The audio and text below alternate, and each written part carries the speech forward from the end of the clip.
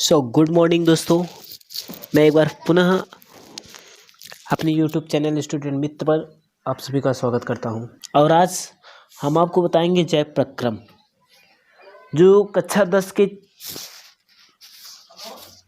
से लिया गया है और उस अध्याय का नाम है जय प्रक्रम परिवहन, जिसे कहते हैं लाइफ प्रोसेस ट्रांसपोर्टेशन और यूनिट 3।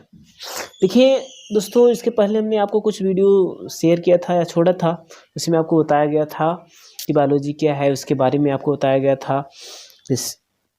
तो आज हम आपको जो बताने जा रहे हैं वह है जय प्रक्रम, मतलब कि लाइफ प्रोसेस ट्रांसपोर्टेशन। मतलब जय प्रक्रम परिवहन क्या है, लाइफ प्रोसेस ट्रांसपोर्टेशन क्या है। तो देखिए, चलिए हम बात करते हैं उसी पे। Let's begin. देखिए, सबसे पहले हम आज यहाँ पे जो जान रहे हैं, कहते हैं कि जय प्रक्रम, कहते हैं बहुकोशिकीय प्राणियों में शरीर की संरचना अत्यंत जटिल होने के कारण विभिन्न जैव क्रियाओं के उत्पाद एवं अन्य पदार्थों को शरीर के विभिन्न भागों में स्थानांतरण करने की जो विधि होती है उसे कहते हैं कि लाइफ प्रोसेस या ट्रांसपोर्टेशन। जैसे भोज्य पदार्थ या सरलीकरण, जिसे पाचन कहते हैं, आहार नाल में होता है। मतलब कि जो बहुकोशिकीय प्राणियों में शरीर की संरचना होती है वह अत्यंत जटिल होने के कारण विभिन्न जैव क्रियाओं के उत्पाद एवं अन्य पदार्थों को शरीर के विभिन्न भागों में स्थानांतरण करने की प्रक्रिया को हम कहते हैं जय प्रक्रम परिवहन, लाइफ प्रोसेस ट्रांसपोर्टेशन। अब एज फॉर एग्जांपल, जैसे कि भोज्य पदार्थों का सरलीकरण, मतलब जो भोज्य पदार्थ होता है, खाने योग्य पदार्थ होते हैं, उसे हम पाचन, जो हमारा पचाने का काम करते हैं, वह आहार नाल में होता है। जो आहार नाल होता है वह उसी में पाचन क्रिया होती है। कहते हैं परंतु इन पदार्थों से ऊर्जा प्राप्त करने के लिए इनके शरीर की कोशिकाओं में पहुंचना अति आवश्यक हो जाता है। यदि मनुष्य का शरीर है, जो शरीर होता है, उसे स्वस्थ रखना है, उसे जीवित रखना है, उसे ऊर्जा प्राप्त करना है, तो जो हमारे आहार नाल के द्वारा या जो हमारे भोज्य पदार्थ होते हैं उनको या हमारे शरीर को ऊर्जा देने के लिए उनके शरीर की कोशिकाओं में पहुंचाना अति आवश्यक हो जाता है। क्या? जो छोटे छोटे भोज्य पदार्थ होते हैं हमारे शरीर को ऊर्जा देने के लिए, शक्ति देने के लिए, उनको कोशिकाओं में पहुंचना अति आवश्यक हो जाता है। ठीक इसी प्रकार, मतलब जो प्रतिक्रिया है, जो प्रोसेस है, ठीक इसी प्रकार इन भोज्य पदार्थों के ऑक्सीकरण, जिसे हम कहते हैं ऑक्सीडेशन, इन भोज्य पदार्थों के ऑक्सीकरण के लिए सभी कोशिकाओं में ऑक्सीजन का पहुंचाना भी आवश्यक होता है। मतलब जिस प्रकार हम भोज्य पदार्थ पहुंचाते हैं छोटे छोटे टुकड़े में करके, सरलीकरण पाचन के द्वारा आहार नाल में होता है, उसी प्रकार हम उसे छोटे छोटे टुकड़ों में शरीर को भोज्य पदार्थों के द्वारा या पदार्थों से हम प्राप्त करते हैं, इनको और इनके शरीर की कोशिकाओं में पहुंचाने का कार्य करते हैं। ठीक उसी प्रकार जो भोज्य पदार्थों के ऑक्सीकरण होते हैं, ऑक्सीडेशन होते हैं, उन्हें सभी कोशिकाओं में ऑक्सीजन, मतलब O2 जो ऑक्सीजन होता है, जो गैस होता है, वह हमारे पूरे शरीर में कोशिकाओं में पहुंचाना अति आवश्यक हो जाता है। अब कहते हैं यह फेफड़ों के द्वारा वायु वातावरण से हमारे शरीर में पहुंचते। फेफड़ों द्वारा जब हम सांस लेते हैं, जो हम श्वसन क्रिया करते हैं, उन्हीं के द्वारा ये जो ऑक्सीजन होते हैं वातावरण में, जो ऑक्सीडेशन होते हैं, जो O2 गैस होता है, ऑक्सीजन होता है, वह हमारे शरीर में पहुंचने का कार्य करता है। अब आगे कहते हैं, यदि हम इन्हें और सरल शब्दों में देखें, देखेंगे तो कहते हैं कि जटिल प्राणियों के शरीर में विभिन्न पदार्थों का आवश्यकता अनुसार आवागमन या परिवहन, जिसे हम ट्रांसपोर्टेशन कहते हैं, वह अत्यधिक महत्वपूर्ण होता है। मतलब यदि हम इन्हें और सरल तरीके में हम डिफिनेशन करें या इनको परिभाषित कर दें तो इससे भी वेरी सिंपल है।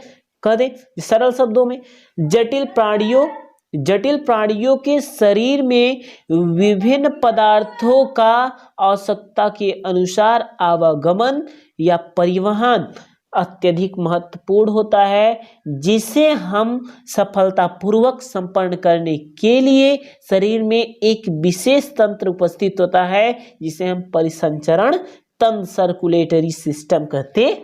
या हम कह सकते हैं जटिल प्राणियों के शरीर में विभिन्न पदार्थों का आवश्यकता अनुसार आवागमन या परिवहन, ट्रांसपोर्टेशन अत्यधिक महत्वपूर्ण होता है। इसे हम सफलतापूर्वक संपन्न करने के लिए शरीर में एक विशेष तंत्र उपस्थित होता है, जिसे हम परिसंचरण तंत्र या सर्कुलेटरी सिस्टम कह सकते हैं।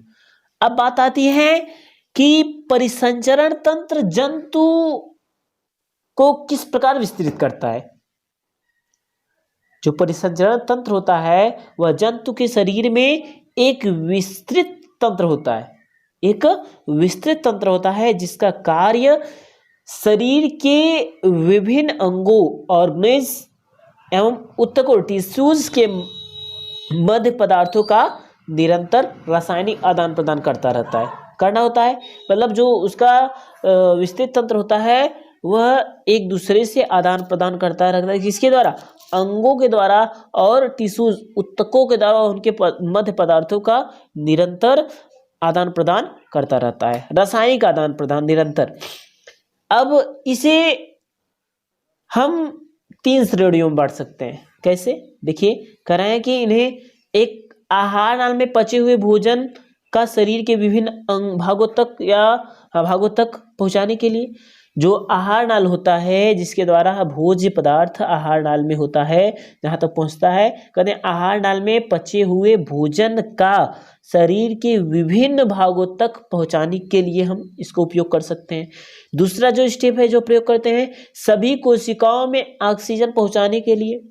अब हम इसी के द्वारा सभी कोशिकाओं में हम ऑक्सीजन, मतलब जो ऑक्सीजन O2 गैस वातावरण में मिलता है, जिसे जो हम फेफड़े को द्वारा लेते हैं, हम इन्हें ऑक्सीजन, कोशिकाओं को ऑक्सीजन पहुंचाने के लिए प्रयोग कर सकते हैं।